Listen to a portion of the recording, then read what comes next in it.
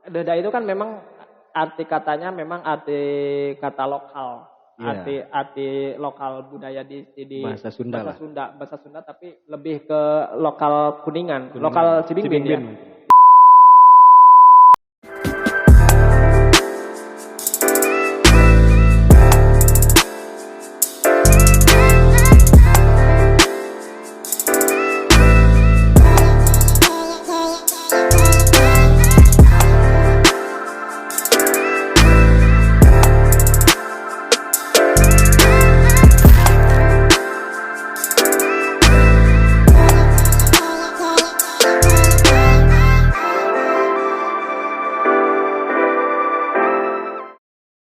Assalamualaikum warahmatullahi wabarakatuh.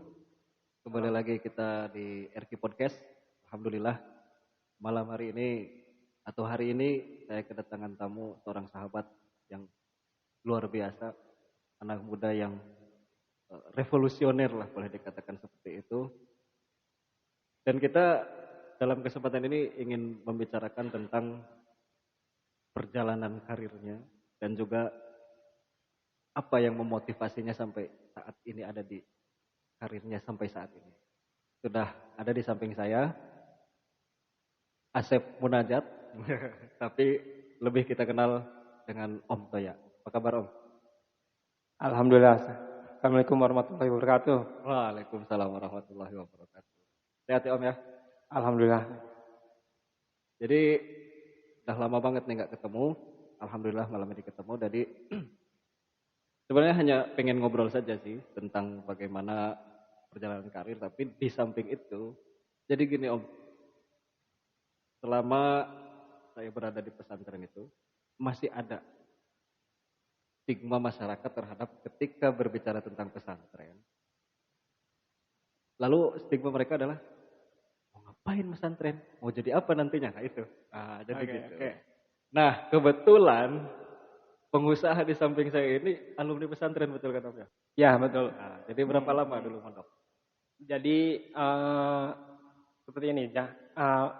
Budaya keluarga saya itu memang sangat mementingkan pesantren sejak dini gitu. Ilmu agama. Ilmu agama. Bukan hanya ilmu agama tapi dunia pesantren. Oh iya. Nah, dunia pesantren. Jadi tidak hanya cukup sekedar dunia. ya. Jadi memang menekankan atau malah bisa jadi gengsi ya. Kalau nggak mondok? Kalau nggak mondok pokoknya gengsi deh. Luar biasa. Jadi udah ditanemin sejak dini. Jadi waktu itu memang ketika masih SD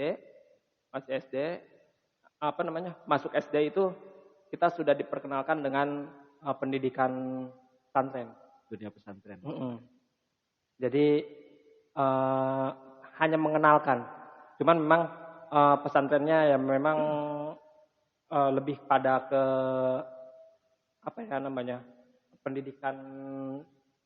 pendidikan dasar banget gitu ya. Ya memang nggak berat.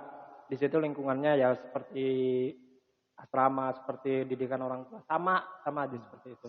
Jadi seolah-olah belajar mondok sebelum mondok. Ya, belajar mondok sebelum mondok, betul. Tapi jujur, dulu dipaksa nggak mondok? Dulu dipaksa. Gini ya, yang saya lihat memang anak-anak kecil itu kalau seumpamanya mondok, rata-rata memang bukan berawal dari orang-orang pendidikan pesantren, bukan. Justru orang-orang kalangan memang di lingkungan yang jauh dari pesantren. Iya. Ya. Biasanya memang anak kiai itu jarang yang pesantren duluan gitu, sejak dini gitu. Rata-rata ya memang orang-orang yang notabene keluarganya sudah sibuk dengan pekerjaannya gitu. Artinya kan gini, perlu diketahui juga teman-teman bahwa Om Toya ini bukan seorang keturunan dari kiai asatid atau tokoh agama, bukan. Jadi pengusaha gitu. Tapi ternyata orang tuanya sangat mementingkan pendidikan agama, terutama mondok itu satu kewajiban. Tadi bahkan yang luar biasa tadi itu disebutkan bahwa gengsi ini luar biasa gitu. Sampai ada kata gengsinya gitu. Nah dulu berapa lama tuh mondok? Dulu itu Totalnya lah. gini, Pindah-pindah kan? ya pindah-pindah. Karena memang kalau anak kecil itu labil ya, Ya. labil. Sampai apa namanya di minimal dicontohin sama si kakak sama si teteh gitu kan. Kakak saya tuh yang pertama sudah mondok jauh gitu. Jadi adiknya tuh ngerasa wah gengsi nih masa kakak nggak masa kakak pesantren kayak nggak pesantren gitu. Nah cuman di situ kalau masalah pindah-pindah kan itu sikap dari anak ya kadang-kadang cari yang betah, cari lingkungan yang nyaman, terus apa namanya pengasuh yang apa namanya care gitu kan, gitu. Tapi pada akhirnya kan begini ya, pandangan seperti itu adalah pandangan anak kecil kan.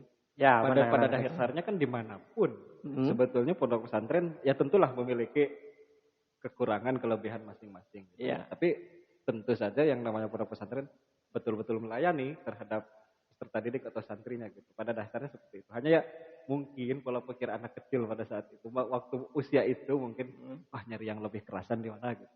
Ya, main yang penting. Main di pesantren gitu.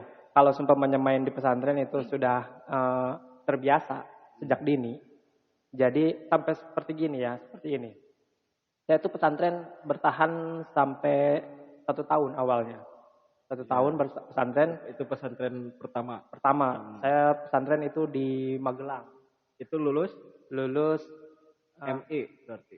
Lulus MI. Langsung mondok. Langsung mondok. Ya. Oh enggak, waktu SD, kelas 1 SD. Oh, kelas 1 SD. Usia sekitar 6-7 tahunan. Ya, 6-7 tahunan. 1 tahun saya bertahan di Magelang. Akhirnya saya pulang kan karena memang ketidakcocokan sama apa namanya kesehatan gitu. Cuman dari sejak ketika SD itu, sejak kelas 5 sebelum keluar apa namanya keluar MI itu, saya udah punya pemikiran sendiri dan kemauan sendiri. Bertentangan dengan orang tua. Bertentangan sama orang tua. Jadi gini, bukan bertentangan sih, lebih pada prinsip. Pokoknya saya setelah MI harus pesantren lagi. Jadi sudah ada niat. Sudah ada niat dari sendiri gitu. Saya pokoknya harus pesantren dimanapun gitu. Karena memang stigma apa namanya rumput tetangga lebih enak lebih itu. Jauh. Kita diperkenalkan awalnya dunia pesantren. Lalu kita penasaran dengan apa namanya dunia rumah gitu ya. Iya. Setelah dunia rumah, kita merasakan lagi, betapa merindunya nih apa namanya dunia pesantren ini. Akhirnya punya pemikiran sendiri. Pesantren itu ternyata penting gitu loh. Sejak dini loh. Iya, itu kan berarti di usia SD sudah punya pemikiran seperti itu, menurut saya luar biasa. Ya. Artinya sudah berani menentukan apa namanya tujuannya. Ya. Jadi sudah ada niat untuk selesai MI, mondok lagi. Ya. Terus kemana setelah itu? Setelah itu kan memang awalnya memang yang penting mondok ya, Akhirnya saya pokoknya yang terjauh deh. Pengen berpetualang. Jiwa pertualangan ini udah terasah dari kecil gitu. Akhirnya saya minta pesantren lagi, direkomendasiin sama beberapa saudara. Ada 4 kalau nggak salah. Waktu itu memang saya nyarinya yang lebih jauh. Akhirnya saya pilih di pesantren Al-Irsyad. Al-Irsyad itu di Semarang, Ungaran tepatnya. Ini jauh-jauh ya, tadi di Magelang kemudian ke Semarang. Akhirnya saya Semarang di sana karena memang ternyata coba-coba pendidikan ya nggak apa-apa lah kalau coba-coba pendidikan itu memang melar sih, tapi apa namanya saya bisa membedakan apa namanya tradisi pendidikan pesantren gitu.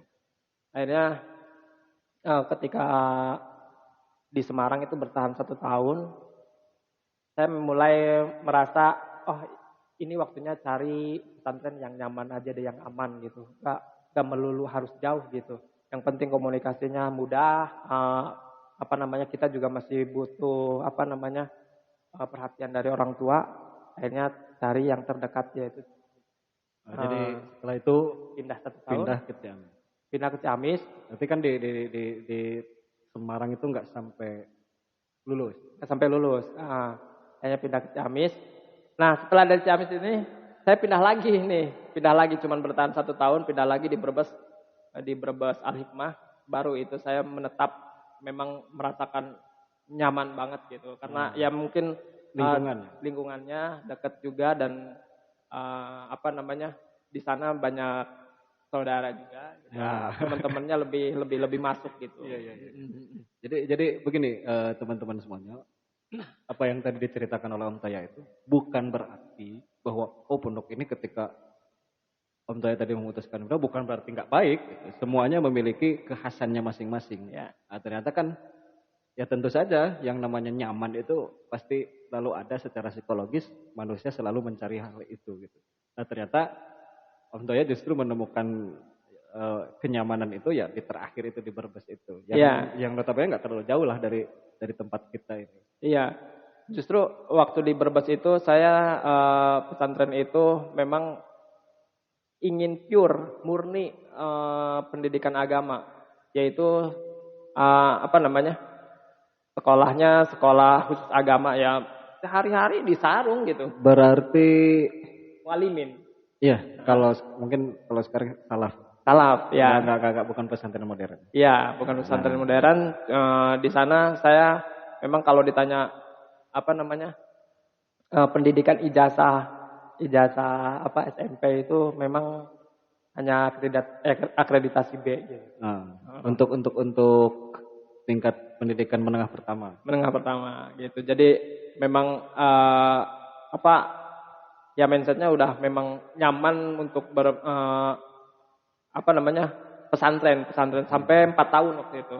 4 tahun kan kadang-kadang kalau budaya di kita memang harus cepat lulus, harus cepat ada target tertentu. Ada target tertentu. Kita minimal SMP atau sekolah menengah pertama sekolah menengah pertama itu 3 tahun.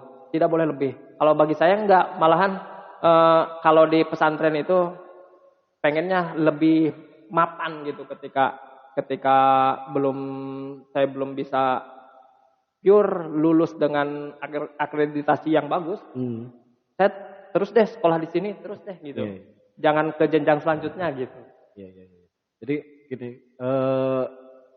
kebetulan kita juga pernah satu sekolah dulu di FK. Jadi memang Om Toya ini termasuk yang di sekolah itu boleh dikatakan cerdas lagi.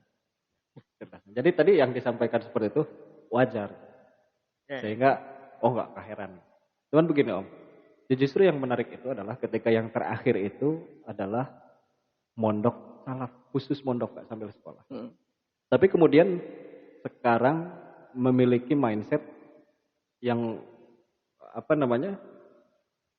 di luar kebiasaan orang-orang yang sekedar mondok atau salaf. Itu bukan berarti saya mengecilkan pondok salaf, bukan. Tapi selalu ada perbedaan dari cara pandang, kemudian dari cara bersikap itu, dan eksekusinya selalu berbeda. Nah yang menarik adalah, jadi Om Toya ini seolah-olah crossover the habit gitu. Habitnya orang-orang pesantren salaf itu kan gini Om. Orang akan punya pandangan seperti ini. Kalau mondok gak jauh-jauh. Kalau enggak jadi imam mushola, ada bagusnya jadi kiai, bangun pesantren, jadi guru. Tapi Om Toya justru berbeda. Ini apa yang mendasarinya seperti itu, gimana? Ya, itu kan sebetulnya pandangan di luar sebelum sekolah pesantren. Kalau ketika sudah masuk pesantren, mindset itu berubah, malah lebih luas gitu. Jadi kalau seumpamanya pandangan orang ketika pesantren pasti enggak jauh-jauh dari imam masjid, marbot dan segala macam. Tapi itu pandangan bagi orang-orang yang nggak tahu pesantren. Nggak tahu pesantren. Memang kamu harus terjun dulu deh kalau seumpamanya pengen buktikan ini. Sendiri gitu. Buktikan sendiri deh kalau seumpamanya udah di pesantren itu kita bukan belajar untuk menjadi orang pesantren gitu, tapi memondasi diri kita dengan dunia pesantren gitu. Jadi malah lebih luas ketika kita sudah punya pegangan agama, pegangan pesantren, habit pesantren, kemanapun kita lebih lebih luas gitu, lebih nyaman gitu. Jadi seseorang ketika sudah lulus pesantren itu dia lebih mantap untuk berpijak dimanapun gitu, karena memang sudah punya pondasi yang sudah sudah bagus gitu. Ya, jadi memang kalau anak-anak santri itu kan memang disadari atau tidak oleh santrinya sendiri bahwa memang anak santri itu dididik untuk menjadi jadi apapun dimanapun harus selalu bisa berbaur gitu. Artinya termasuk saat ini kondisi zaman yang terus meningkat dan perubahan zaman yang luar biasa cepat. Nah, santri memang sudah dididik untuk itu ya, kan? Iya, betul. Ya, gini ya. Ketika saya lulus SMP ya, bukan SMP ya. Jadi mualimin. Saya punya rasa penasaran juga, memang pernah merasakan penasaran juga. Saya harus sekolah SMA deh. Saya harus ikut sekolah SMA deh, umum deh. Di situ ada tapinya. Tapi saya masih berada di koridor pesantren. Waktu itu memang ya udah deh, yang agak lokasinya agak urban, agak lumayan modern. Akhirnya saya memutuskan SMA itu di Garut. Awalnya memang saya survei sendiri itu. Sendiri, sampai bahkan orang tua pun nggak merekomendasikan apa-apa. Saya berkelana aja, tahu-tahu saya udah pesantren nih. Pak, Mah, saya udah pesantren nih. Ya udah, nggak koreksi apapun, yang penting pesantren. Gitu. Akhirnya jadi seenteng itu orang tua. Seenteng itu. Malah waktu itu SMA itu saya cuma ditengok 1 kali ya. Waktu itu pun sakit tipes gitu. Enggak, kalau gitu saya mohon maaf ini dipotong. Jadi kadang-kadang kan ada istilah gitu. Orang pesantren itu berarti orang yang dibuang oleh orang tuanya. Ada Pak anggapan seperti itu? Ada. Setuju nggak dengan orang yang pernah pesantren? Gini, ada setujunya, ada enggaknya ya, gini. Lucu juga sebenarnya. Jadi ambil hikmahnya. Ketika kita ngambil pilihan juga waktu ikut pendidikan pesantren, berarti kita berkelana gitu, berkelana. Jadi dibuang sama keluarga, itu memang dibuang dalam artian baik ya. Iya. Dalam artian baik. Jadi istilahnya ya memang hanya sementara, dia jauh lebih mandiri gitu. Padahal jauh lebih mandiri. Jadi lingkungannya sudah terbiasa mandiri, nyuci sendiri,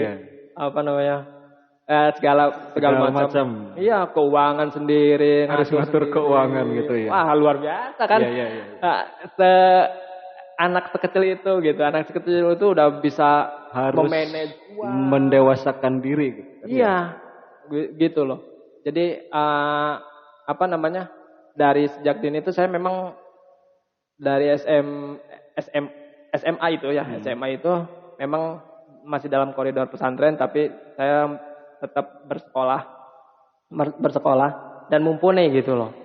Akhirnya pikiran-pikiran ketika saya harus saya punya pegangan nih dunia pesantren. Ya sudah, tinggal saya melangkah kemana lagi nih. Jadi nggak usah. Memang pendidikan agama itu memang harus dari kebiasaan. Jadi ibarat kata begini mungkin ya. Jadi ya pentingnya pesantren, pentingnya pendidikan agama itu adalah sebagai fondasi. Ya kan? betul. Jadi lalu kemudian pendidikannya itu menjadi tiang-tiangnya. Setelah itu mau diapakan kan bebas. Ya, bebas. Mau rumahnya dijadikan bentuk sebicik atau apapun kan bebas. Bebas. Jadi tinggal kita dekorasi sendiri. Yang akhirnya memang kita tidak ada pikiran lagi untuk memondasi lebih memondasi gitu.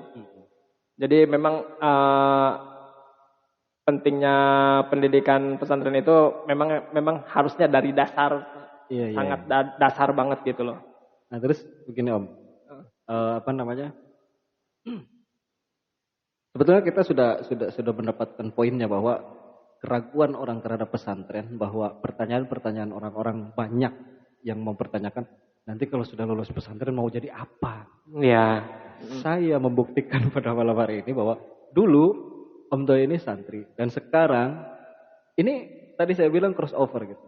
Dan memang aneh lagi. Kok kenapa pada akhirnya memilih bidang desain? Ya, gini, memang awalnya menarik ya. Apakah dulu di pesantren diajarkan atau gimana?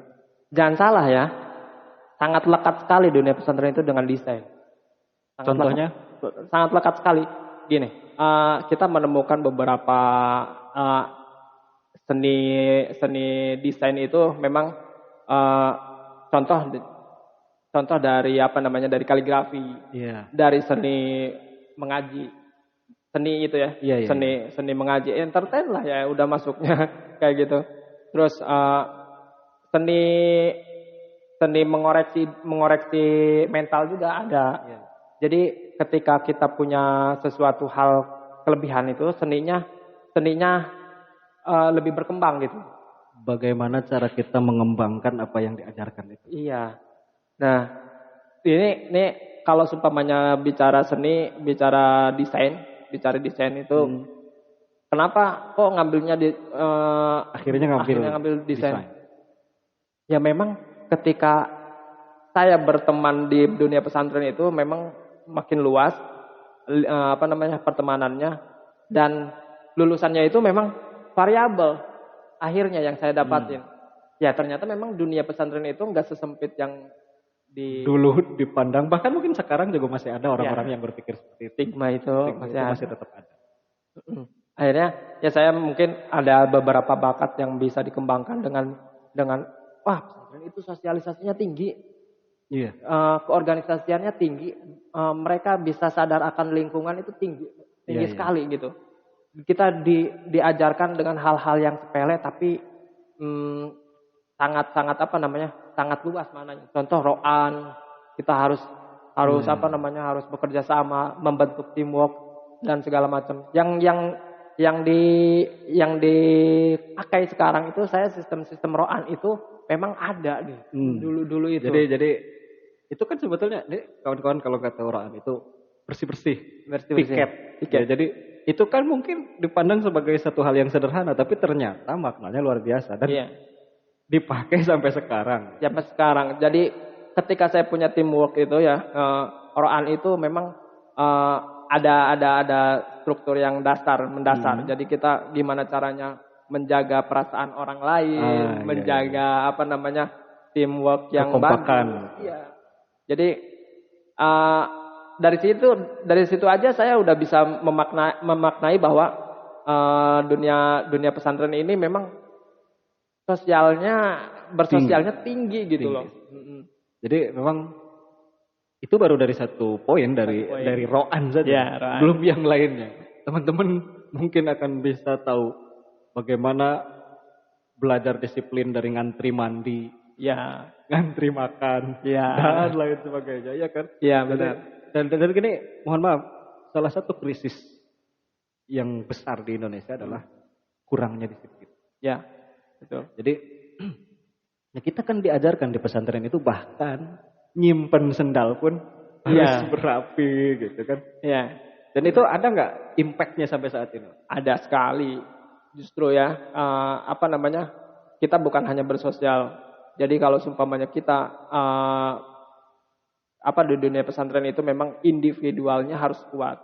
Individualnya harus apa namanya, kita dalam arti individual ini pembentukan karakternya. Karakter kita, ya betul. Pembentukan karakter kita ini memang harus kuat. Salah satunya ya memang kedisiplinan di pesantren. Apa namanya, menjaga diri dan segala macam, kemandirian itu kan memang berawal dari kita diajarkan hidup sendiri gitu loh. Gitu. Sehingga akhirnya muncul kemandirian gitu. Nah, kembali lagi tadi ke desain. Ya, desain. Jadi pada akhirnya mungkin ada turunan juga ya, jadi pengusaha gitu dari orang tua yang kemudian akhirnya terjun di dalam dunia usaha. Dan yang menarik adalah usahanya itu dalam bidang desain. Dalam bidang desain. Nah sekarang sebutin dulu dong usaha yang sedang dijalani saat ini apa saja. Karena nggak satu kan? Kenapa? Nggak satu kan usahanya. Insya Allah lah. Nggak apa-apa, ini bukan ria. Ya. Sebutin aja ini untuk motivasi. Jadi dulu saya memang usaha awal itu memang saya ikut kerja di sebuah pertelevisian di di media pertelevisian, broadcasting. Berbagai macam pengalaman lah di situ. Awalnya dari sana, ternyata memang saya punya interest yang tinggi terhadap dunia dunia broadcasting. Akhirnya saya menerjunkan diri untuk masuk ke dunia desain dengan motivasi apa ya? Awalnya memang saya tuh di sana tuh di pesantren itu saya memang harus punya dasar ya, harus punya dasar. Awalnya saya meraba dulu. Dasarnya apa nih saya harus masuk desain? Ternyata memang saya waktu itu rajin sekali ikut kaligrafi. Kaligrafi sampai di pesantren itu memblokir saya untuk ikut lomba. Karena saya juara 1 terus. Aduh, luar biasa. Dulu tuh. Jadi nggak heran kalau sekarang ternyata desain-desainnya bagus. Saya nggak melebih-lebihkan Om, Oke. Desain-desain yang dibuat Om Toya ini saya selalu suka. Jadi grafik desainnya itu selera saya banget. Boleh dikatakan. Iya. Ya, dari situ kan memang dari awalnya saya ternyata punya skill yang berawal dari pesantren. Saya ini apa ya? Dunia yang saya senangi itu apa? Ternyata memang saya sukanya sama kaligrafi. Berawal dari sana. Ternyata ada kebuka nih ketika kita sekolah dan ketika kita kuliah, akhirnya jurusan desain yang paling cocok sama saya. Dan di sana desain saya tuh ngambil desain komunikasi visual tahun 2000 berapa ya? 2005 itu saya ngambil di Universitas Komputer Indonesia Unicom gitu. Bandung ya? Bandung. Di sana kebuka lah ternyata dunia desain itu luas gitu, bukan hanya kaligrafi gitu. Cuman dasarnya saya memotivasi diri untuk saya ini kaligrafi ini mumpuni gitu. Jadi tetap poin pembangkitnya itu adalah kaligrafi. Iya. Nah, artinya kaitannya dengan desain pun tidak lepas dari awalnya ternyata di pesantren. Iya. Jadi boleh dikatakan seperti itu kan? Boleh dikatakan seperti itu. Akhirnya ya memang saya tumbuhlah kemauan untuk menekuni desain dengan ya sampai sekarang ya memang saya masih hobi dengan grafis ya. Saya terjun usaha itu memang berawal dari kuliner. Iya, kuliner. Dari kuliner. Dasar pendidikan usaha itu memang dari orang tua ya, dari orang tua. Cuman memang saya lebih improvisasi ke dunia bidang lain. Tidak sama dengan yang dijalani oleh orang tua. Iya. Cuman memang itu dasarnya seperti itu. Berdagang dan bisnis kuliner. Akhirnya saya buka beberapa cabang juga di Kuningan dengan beberapa relasi. Dan sekarang saya terjun lagi nih, lebih ke passion saya juga. Ya kaligrafi. Kembali ke grafis lagi. Ternyata memang gak jauh-jauh dari grafis gitu. Akhirnya saya buka usaha produk desain lebih pada produk desain sekarang yaitu The Effect gitu.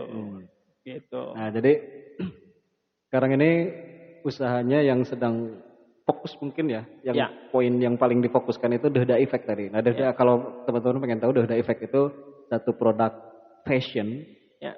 itu berbagai macam produk yang boleh dikatakan kekinian gitu ya. Ya. Nah, termasuk nih. Jadi yang saya pakai ini produknya Dehda Effect gitu.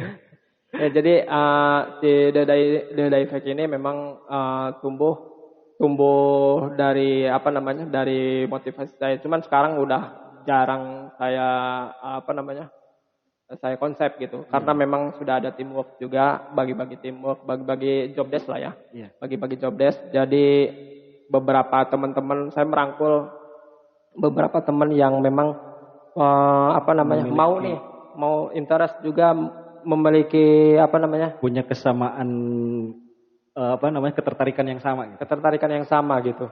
Akhirnya saya membuka lebar buat teman-teman yang punya apa namanya, ya maksudnya apa skill yang berbeda-beda, akhirnya tumbuh dalam teamwork ini gitu. Yaitu motivasinya memang satu, sederhana ya. Kalau dikaitkan dengan dunia pesantren itu memang sangat kuat gitu. Ternyata dari kaligrafi ini saya punya fondasi yang lumayan mumpuni gitu. Iya. Nah, jadi ya betul memang kalau kita lihat sederhana, tapi impactnya nggak sederhana. Gitu. Iya. Nah ini yang perlu teman-teman pahami di sini bahwa apapun di dunia pesantren itu, di dalam pesantren itu, Iya, semuanya adalah pendidikan. Betul nggak?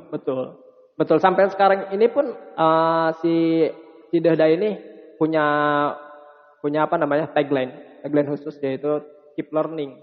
Jadi memang kita nggak bakal berhenti dari istilah belajar. Ya.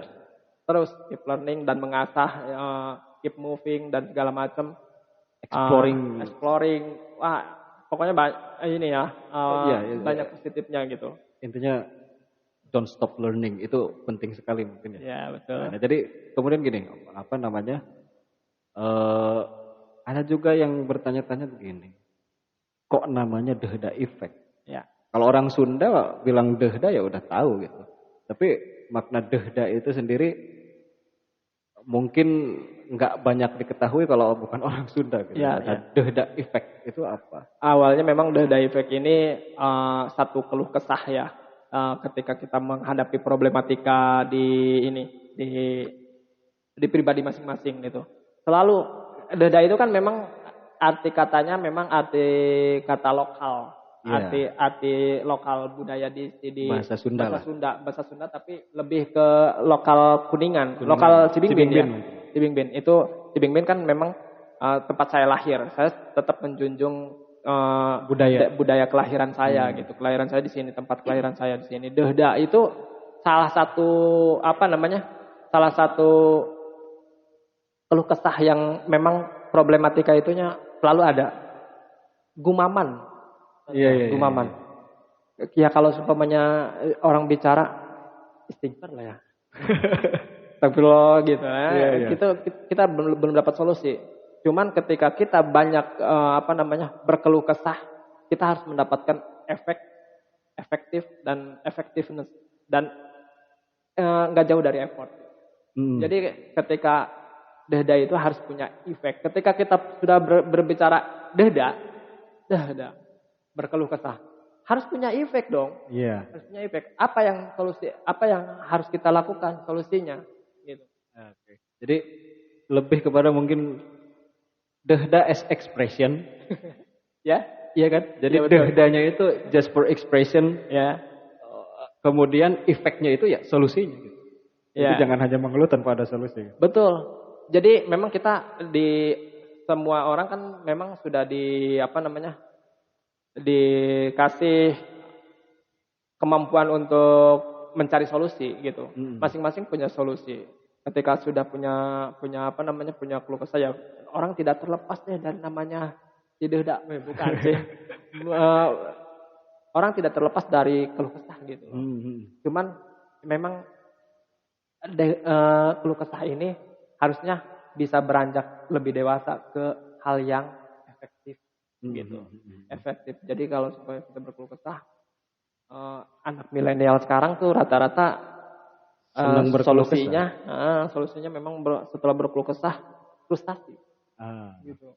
Saya sangat khawatir ya itu ya kalau seumpamanya lihat kaum milenial ketika berkeluh kesah trennya lebih memilih ke hal-hal yang Negatif. negatif.